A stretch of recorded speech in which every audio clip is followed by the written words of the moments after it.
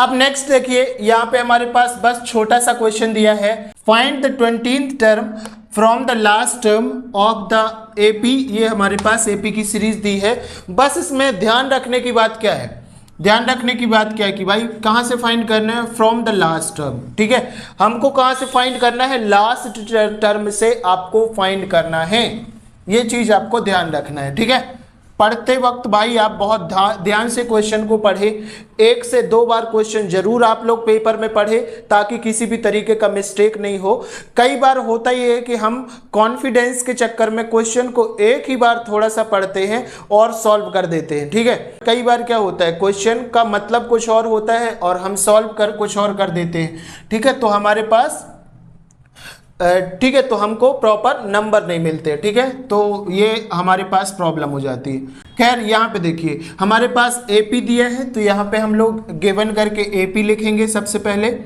ठीक है, कि हमारे पास गिवन क्या है, तो देखो एपी की सीरीज दी है, यहाँ पे एपी क्या दिया है, 3, 8, 13 और 253। तो ये दिया है हमारे पास, तो ये दिया है हमारे पास 3, 8 और 13, 253। ठीक है, अगर इसको फ्रॉम लास्ट टर्म से अगर इसकी हम एपी बनाएंगे तो कैसे बनेगा भाई, तो सबसे पहले इसका देखो यहाँ पे हमारे पास कॉमन डिफरेंस क्या दिया है, कॉमन डिफरेंस डी। डी कितना है भाई, सेकेंड टर्म, ये तो फर्स्ट टर्म है और ये सेकेंड टर्म है, तो ए डी कॉमन डिफरेंस कैसे निकालते हैं, second term minus first term.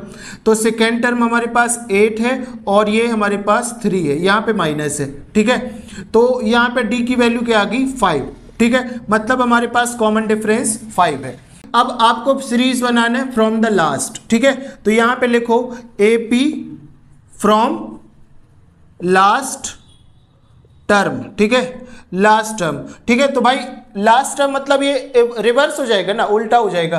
तो ये देखो 253 से हम लोग लिखेंगे। ठीक है, तो यहां पे लिखो 253, ये बन जाएगी फर्स्ट टर्म। ठीक है, अब इससे हम लोग 5 माइनस कर देंगे। ठीक है, क्योंकि अब हमारी सीरीज अपोजिट चलने लगी है ना। ठीक है, अपोजिट चलने लगी, तो ये हो जाएगा 253।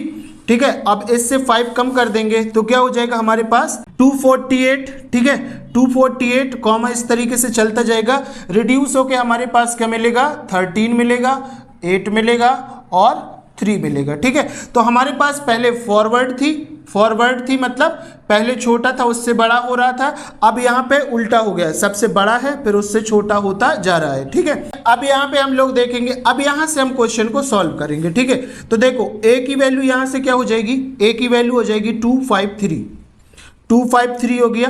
डी की वैल्यू क्या हो जाएगी, डी की वैल्यू अभी हमने बताया कि भाई अगर हम यहाँ पे फॉरवर्ड जा रहे हैं तो 5 है, अगर हम इसके रिवर्स कर देंगे, उल्टा कर देंगे, दैट मीन्स ये माइनस का 5 हो जाएगा। ठीक है, यहाँ पे आप लोग देख सकते हैं ना, 253 फिर -5 करेंगे तो हमारे पास 248 बचेगा, फिर माइनस कर देंगे तो हमारे पास क्या बचेगा, 243। ठीक है, इस तरीके से हमारी सीरीज चलती जाएगी। तो ये हमारे पास मिल गया। अब हमको निकालना क्या, फाइंड 20 टर्म। ठीक है, मतलब A20 की वैल्यू तो हमको फाइंड करनी थी। ठीक है, तो क्या हो जाएगा, A20 = A + 19D होगा। ठीक है, यही तो होगा ना, मैंने इसके प्रीवियस क्वेश्चन में भी बताया। तो A20 = A की वैल्यू क्या है आपके पास, 253 है, तो ये हो जाएगा 253 + 19 × D की वैल्यू क्या है भाई, आपने -5 निकाला। ठीक है, तो ये हो जाएगा -5। अब इसको सॉल्व कर दो तो आपके पास वैल्यू आ जाएगी A20 ये तो लिखा रहेगा 253 + 19 5 जा कितना होता है 95। ठीक है, और ये प्लस और ये माइनस, तो यहाँ पे माइनस हो जाएगा, तो यहाँ पे लगा लो माइनस। ठीक है, तो A20 = 253 से 95 सब्सट्रैक्ट कर दोगे तो ये आपके पास क्या बचेगा, 158। ठीक है, 158 बचेगा, तो आपके पास 20 टर्म क्या आ गई, 158। ठीक है, तो आपके पास क्या निकालना था, 20 टर्म निकालना था, तो यहाँ पे आप लोगों ने निकाल दिया और यही आपके पास आंसर है। ठीक है, तो आई होप सो कि ये बहुत छोटा क्वेश्चन था, बट आप लोगों को समझ में आ गया होगा कि कैसे हमको सॉल्व करना है। बेसिकली आपको एक कॉन्सेप्ट समझना है कि क्वेश्चन को कैसे सॉल्व किया जाए। By the way we are moving towards question number next.